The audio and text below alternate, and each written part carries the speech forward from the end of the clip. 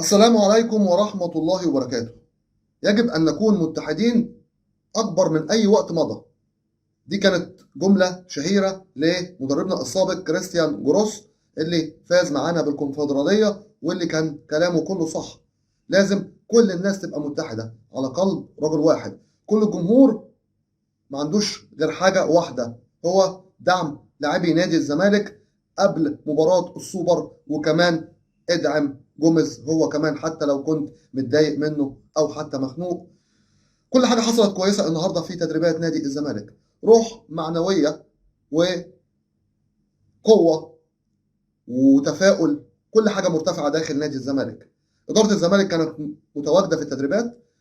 ايمن حفني اللي وحشنا جدا وبنقول له بنحبك يا حفني، وحشتنا جدا، كان متواجد في التدريبات لدعم اللاعبين.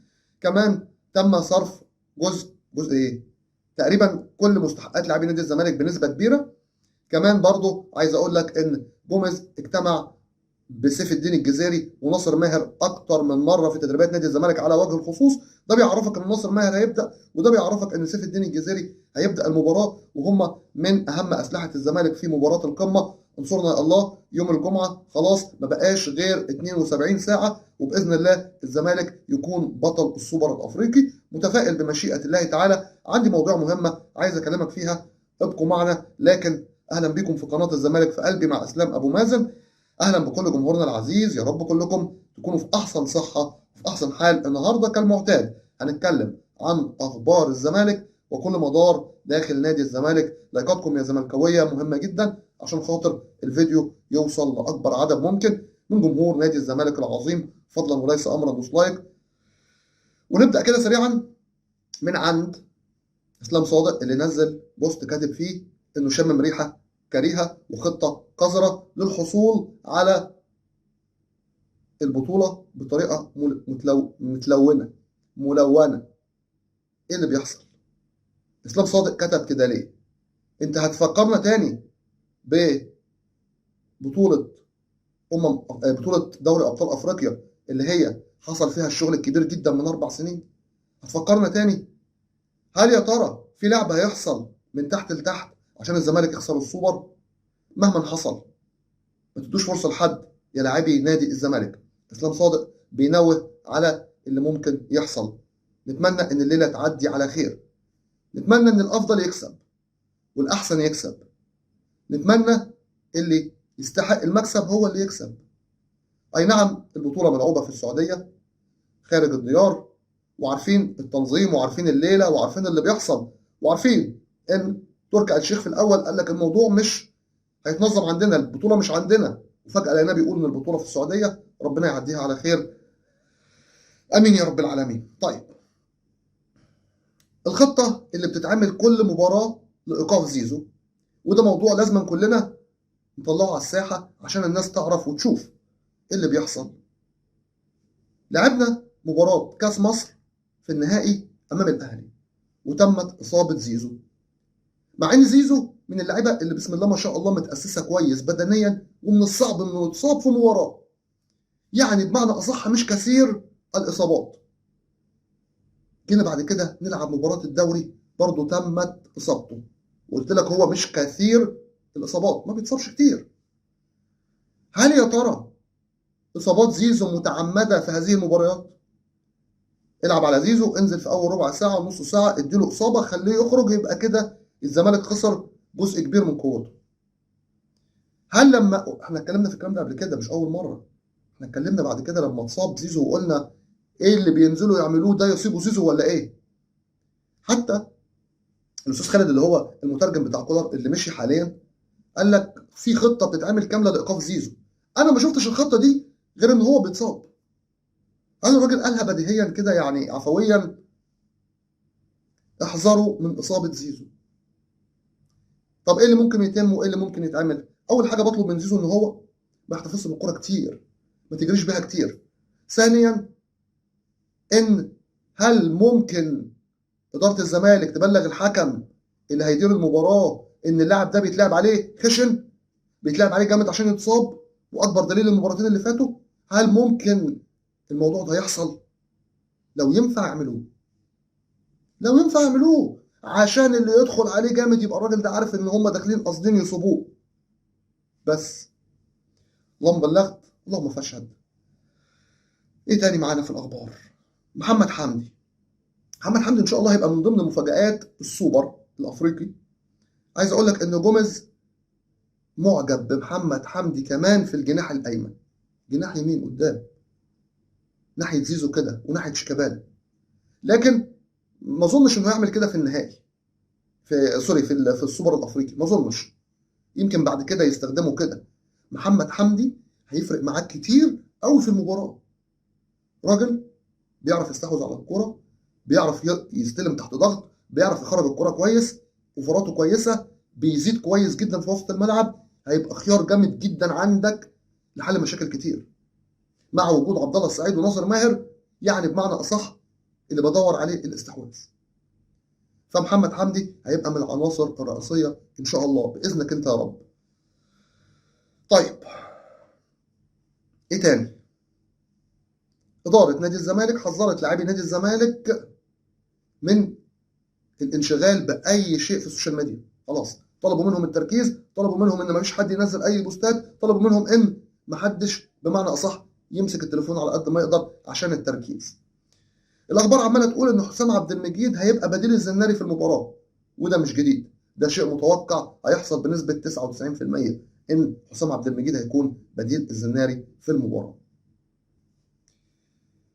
كمان تعالوا نتكلم على موضوع صلاح محسن سريعا. اولا صلاح محسن اتكلم وقال ان نادي الزمالك قدم عرض رسمي لنادي المصري البورسعيدي والنادي المصري البورسعيدي رفض.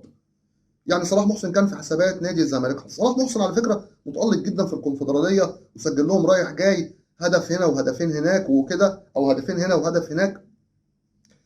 لكن عايز اقول حاجه، صلاح محسن امبارح لما سيف زاهر بيساله وبيقول له توقع نسبه الفوز كام او توقع ايه اللي هيحصل في السوبر، قال له اتوقع نسبه الفوز 80 للاهلي و50 للزمالك. طبعا الحسبه غلط خالص. لكن هو ليه الناس خدتها ماده سخريه يا جماعه؟ هو ليه احنا لازما يعني ايه نقصف الجبهات؟ بجد انا مش بتكلم بقى على زملكاويه واهلاويه واي حد اي بشر. يمكن هو لاعب غلبان. صلاح محسن قبل كده لما قال على علي معلول مش محترف زي ديانج وزي بيرسي تاو والناس دول لانه بيتكلم عربي. يا جماعه مش شرط نجرح الناس، خلاص كل واحد على يعني. فبلاش نطول في موضوع صلاح محسن. زعلني جدا التريقه اللي حصلت امبارح وصلاح محسن بيقول 80 50 80 50، حتى اتكسف من سيف زاهر ذات نفسه وراح قافل السكه. يعني بلاش، مش كل الناس زي بعضها، مش كل الناس عندها يعني. بلاش اطول في الكلام في الموضوع ده، مش عاوز اجرح الاحاسيس، بس صلاح محسن ما ينفعش او اي حد لو انت حسيت منه ان هو تفكيره في حته معينه مش يعني مش عالي، ما تقولوش اللي انت بتقوله ده انت تعبان، ده انت كده يعني. وادي صلاح محسن كان ممكن يجي. انا عايز اعرفك بس بموضوع صلاح محسن ان نادي الزمالك فوض ناس كتير جدا جدا جدا جدا وتعنت كبير جدا من الادارات، مع ان اللعيبه موافقه بنسبه 100%. احمد رمضان بيكهام، احمد رمضان بيكهام واحد من الناس مصمم جدا، مع ان انا كنت رافض احمد رمضان بيكهام لاني بقول زيه زي لعيبه كتير، لكن اصرار رمضان بيكهام انه يجي نادي الزمالك اصرار غير عادي، وانه عمال يتكلم مع اداره نادي سيراميكا ان هم يسيبوه يروح نادي الزمالك، وانه مستعد يتنازل عن مستحقاته، وده مش كلام. كل اللعيبه اللي نادي الزمالك فوضها ومن ضمنهم احمد بيكهام عايزين الزمالك، بس ادارات الانديه متعنته رافضه تماما، رافضه جدا جدا جدا انضمام لاعبيها لنادي الزمالك. ما اعرفش. على العموم دي مش غلطتهم، دي غلطه اداره نادي الزمالك انها تتعامل معاهم.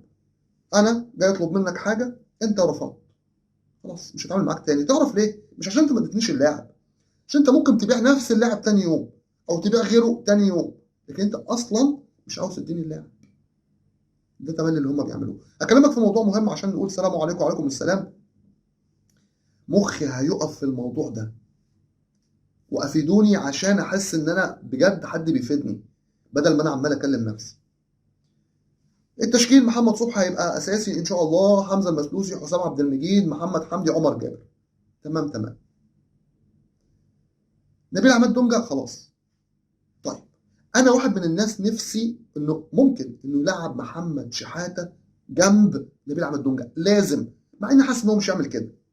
بس لو لعب برضه محمد شحاته جنب نبيل عماد دونجا، انتم رايكم كده هيبقى لك واحد بس، عبد الله السعيد او ناصر ماهر.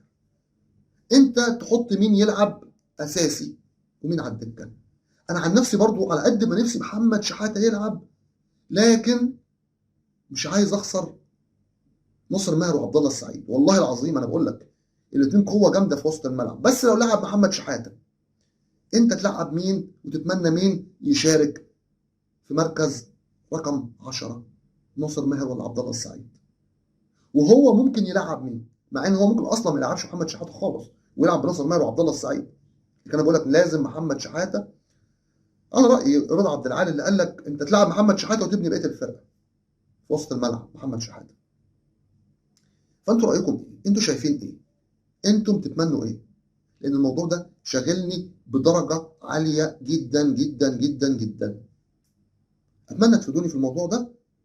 لو محمد شحاته ونبيل عماد دونجا لعبوا جنب بعض، مين الثالث بتاعهم في وسط الملعب اللي هيبقى رقم 10؟ عبد الله السعيد ولا ناصر ماهر؟ افيدوني افادكم الله. عشان الزمالك حب في قلبنا هندعم نادي الزمالك، والكلمه دي مهمه جدا، مش مجرد شعارات ولا كلام بنقوله. هندعم نادي الزمالك، مش هنتخلى ابدا عن نادي الزمالك، ودائما وابدا في ظهر نادي الزمالك الى ان ينتهي بنا العمر. اترككم في رعايه الله وامنه وحفظه، ولكم مني خالص حبي وتقديري واحترامي، وان شاء الله قادم افضل يا جمهور نادي الزمالك. مش وقت خلافات، مش وقت تعصب، مش وقت ان احنا ننقسم، مش وقت ان احنا كلنا اصل المجلس، اصل اللاعب، اصل ده وحش، اصل ده عمل. مش وقته. اقفل وادعم فرقتك، وبلاش الكلام اللي يحبط. قلناها مليون مره وما زلنا بنقولها. احنا ان شاء الله ابطال السوبر. وصل ده للاعبين، وصل لهم كده في اسرع وقت ممكن. عشان الزمالك حب في قلبنا، اترككم في رعايه الله وامنه وحفظه، ولكم مني خالص حبي وتقديري واحترامي. ان شاء الله قادم افضل. عشان الزمالك حب في قلبنا، والسلام عليكم ورحمه الله وبركاته. يا احسن واعظم واوفى جمهور في الكون، جمهور نادي الزمالك العظيم.